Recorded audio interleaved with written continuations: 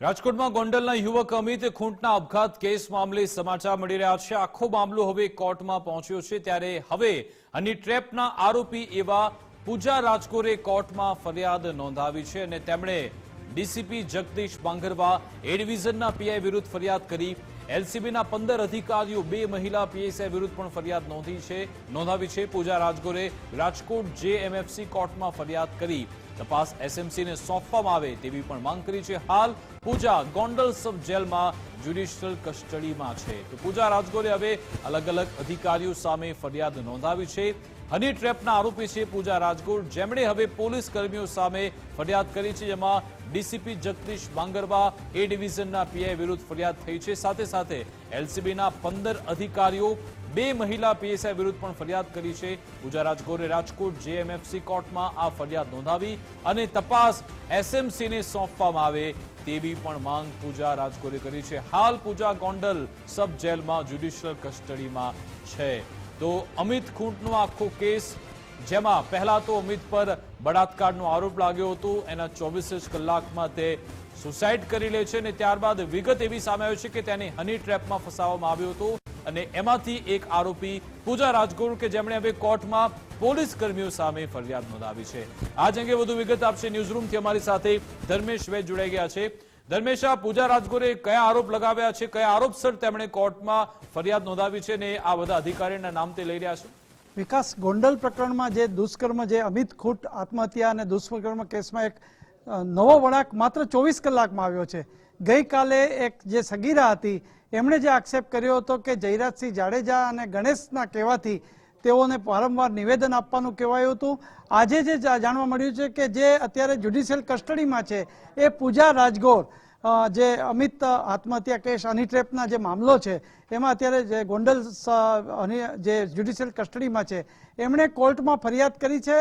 ગઈકાલે રાજકીય પદાધિકારીનું નામ હતું જે કોર્ટ સમક્ષ સગીરાએ નિવેદન આપ્યું અને આજે જે નિવેદન આપ્યું છે, આજે કોર્ટમાં જે ફરિયાદ કરી છે પૂજા રાજકોરના વકીલે, એમાં રાજકોટના ડીસીપી જગદીશ બાંગરવા સહિત જે પોલીસ કાફલો કહી શકાય, એ ડિવિઝનના પીઆઈ હોય, એલસીબીના હોય, આ તમામ સ્ટાફ વિરુદ્ધ જે ફરિયાદ કરી છે અને આ તમામ ફરિયાદ સાથે તેઓએ કોર્ટને એવું પણ કહ્યું છે કે આ પોલીસના ઉચ્ચ અધિકારીઓ છે એટલે આ તપાસ સ્ટેટ મોનિટરિંગ સેલ કરે।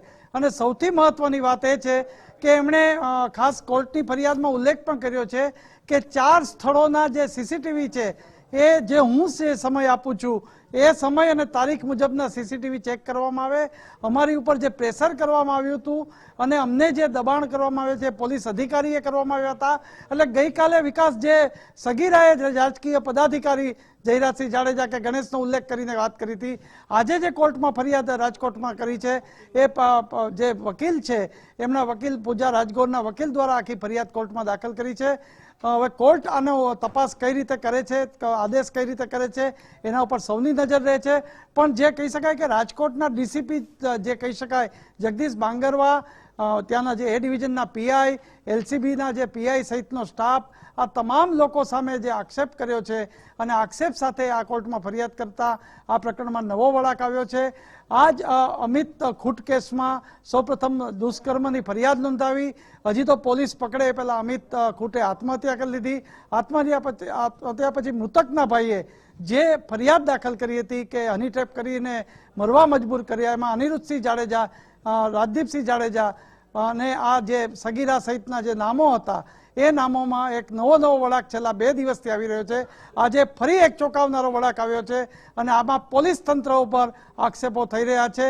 આની ગઈકાલે જે સગીરાએ જે કીધું કે મારી ઉપર દુષ્કર્મ થયું છે અને એમાં એમણે જે રાજકીય પદાધિકારીઓ, ખાસ કરીને ગોંડલના પૂર્વ ધારાસભ્ય જયરાજસિંહ જાડેજા, ગણેશનો ઉલ્લેખ કરી અને એમને નામો અને નિવેદનો એમના કહેવા મુજબ જે ડીવાયએસપી છે એ લખાવતા હતા એવો આક્ષેપ હતો। આજે જે આક્ષેપ થઈ રહ્યો છે એ રાજકોટ શહેર અને એલસીબી સહિતના પોલીસ કાફલા ઉપર અથવા પોલીસના અધિકારી ઉપર થઈ રહ્યો છે। જી અચ્છા ધર્મેશ, પૂજા રાજકોરે પોતાના વકીલ માધ્યમથી જે ફરિયાદ કરી છે તો શું આક્ષેપ પોલીસ પર થયો છે? કારણ કે ગઈકાલે સગીરા કહેતી હતી કે આ 6 આરોપીના નામ પોલીસે સામે આવ્યા હતા કે તમે આ 6 નામ તમારે લખાવવાના છે, નામ પછી મેં પ્રેશરમાં આવીને લખાવ્યા હતા। આજે પૂજા રાજકોર તરફથી આ બધા જે અધિકારીઓ છે, એલસીબીનો સ્ટાફ છે, એના પર શું આક્ષેપ લગાવ્યો છે? ચોક્કસ, જે મેં આપને કીધું 24-48 કલાકનો જે ખેલ છે આ બંનેના નિવેદનો, એ કોર્ટમાં એમણે જજ સમક્ષ જ્યારે આપ્યું હતું ગઈકાલે સગીરાએ, એ પછી મીડિયાને જે જણાવ્યું હતું, આજે કોર્ટમાં જે ફરિયાદ થઈ છે એ પૂજા રાજગોરના વકીલે કરી છે. એ વકીલના જણાવ્યા મુજબ એમણે ઉલ્લેખ એવો પણ કર્યો છે કે અમને આ પોલીસ અધિકારી જે પ્રેશર કરી રહ્યા હતા, અમે કહીએ એ મુજબ નિવેદન લખાવવાનું, બાકી તમે લોકો આ કેસમાં ફસાઈ જશો. અમિત ખૂટે હવે આત્મહત્યા કરી લીધી છે. આવા બધા જે પ્રશ્નો છે એ રજૂઆત કરીને અમને દબાણ કરવામાં આવ્યું છે. એટલે હવે જોવાનું એ રહે છે કે અનિરુદ્ધસિંહ જાડેજા, રાજદીપસિંહ જાડેજા એ બધાની વિરુદ્ધમાં જે ફરિયાદ દાખલ કરી એ પોલિટિકલ પ્રેશર છે, પોલીસ તંત્ર એમાંનો કેટલો હિસ્સો છે, આ તમામ વસ્તુઓ અત્યારે ચર્ચાના ચકડોળે ચડી છે.